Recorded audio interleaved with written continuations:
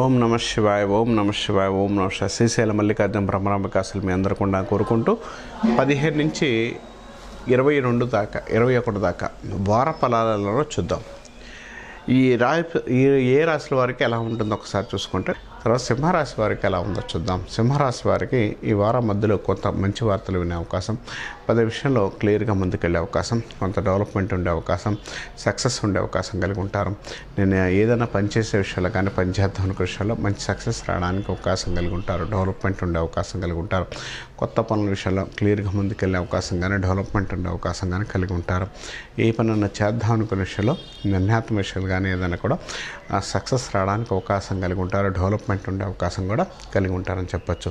నూతన ప్రయత్నాలు మీకు అనుకూలంగా ఉండే అవకాశం కలిగి ఉంటారు. కొత్త వ్యక్తుల పరిచయాలు మీ రాశి వారికి మంచి ఫలితాలు ఇవ్వడానికి, కొత్తగా ఏదైనా చేద్దాం అనుకున్న విషయాలు కూడా క్లియర్ చేసుకోవడానికి, డెవలప్మెంట్ ఉండడానికి, అనుకూలమైన ఫలితాలు ఇవ్వడానికి అవకాశం కలిగి ఉంటారు. ఈ రాశిలో నిర్ణయాత్మక విషయాలు కానీ నిర్ణయాల విషయాల్లో కానీ కొత్తగా ఏదైనా చేసే విషయాల్లో కానీ కొంత డెవలప్మెంట్ ఉండే అవకాశం, కొంత అనుకూలమైన ఫలితాలు ఇవ్వడానికి అవకాశం ఉంది.